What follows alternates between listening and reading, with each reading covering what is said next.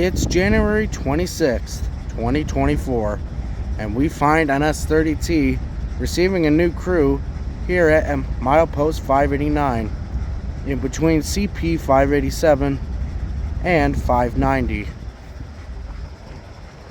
The 30T had tied down the night before as the crew was outlawed and ran their 12-hour limit. For power today, the train was equipped with an AC44C6M and an ES44AC.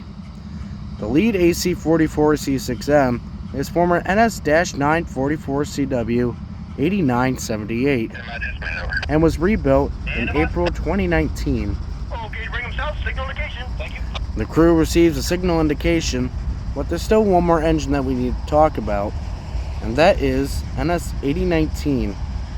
The NS8019 was built in October 2008 and is a part of GE's Evolution series. With the crew getting the engines online and on board with PTC and doing some final checks, it was time for 30T to depart Afton, New York. Apparently this train had an open door policy, as the front door on the 4268 was open the entire way south. With the ditch lights on, it was time to go south.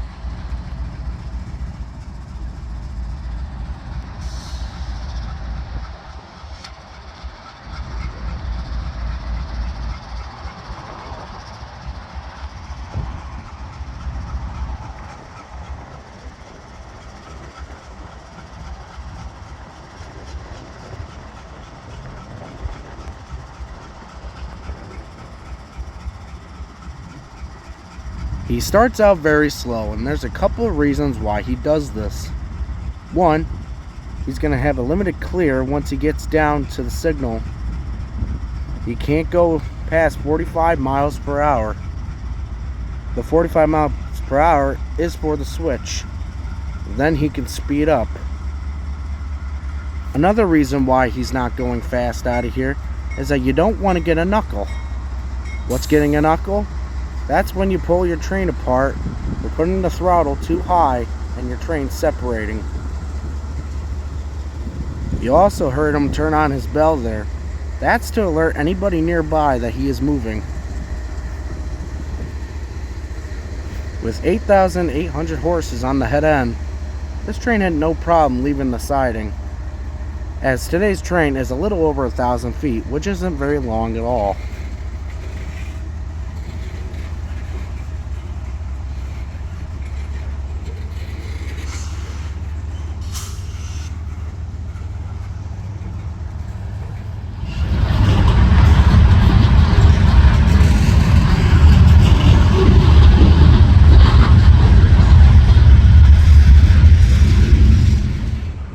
.30T usually carries a lot of Canadian paper products.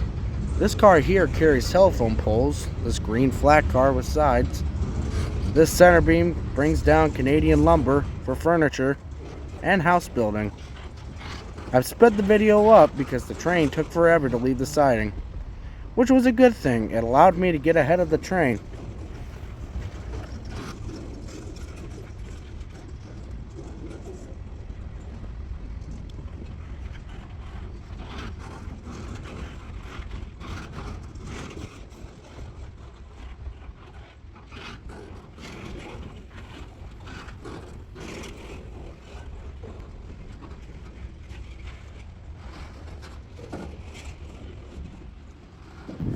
The train also carries these steel blocks.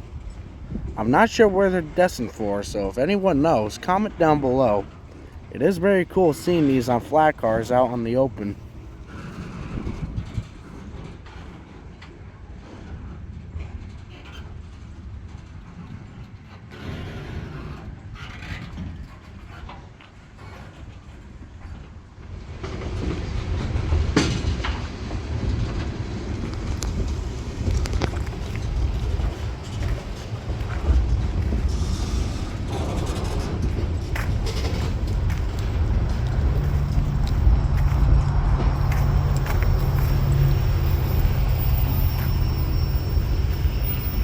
You know what? I'm going to try to get down to Harpursville. We have at the beautiful Harpursville Trestle, waiting on 30T once again.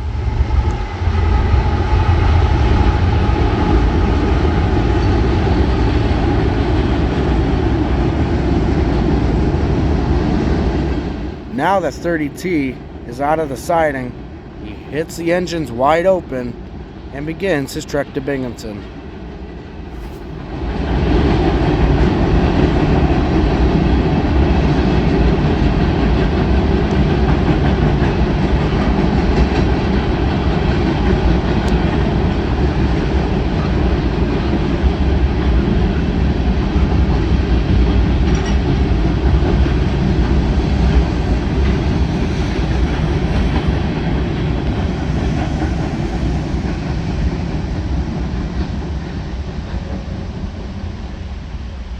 He's not crawling no more.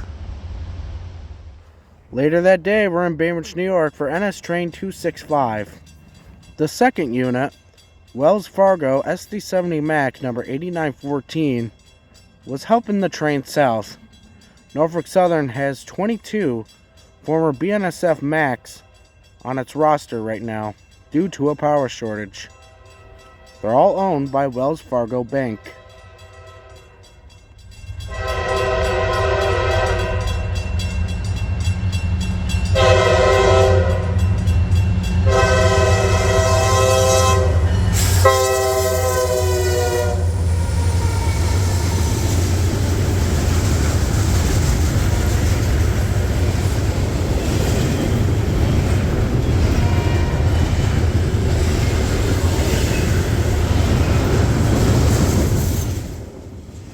You can expect a lot more BNSF orange and black in 2024 on Norfolk Southern, as not only do you have the 22 Wells Fargo SD70 MACs, but Norfolk Southern has purchased 44-944 CWs from CPKC.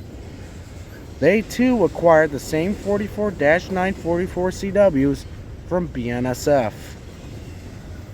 All 44-9s are receiving work down at the Altoona shops and being renumbered and repatched.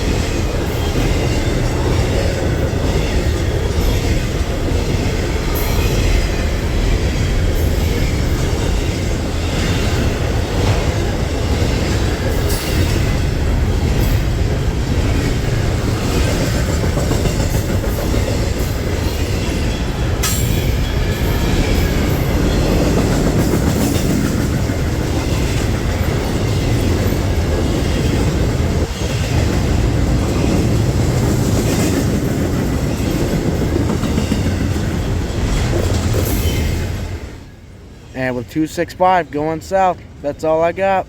Thanks for watching. We'll see you around the bend. God bless. Happy rail fanning. Some pretty good afternoon light for that BNSF MAC, or former BNSF MAC.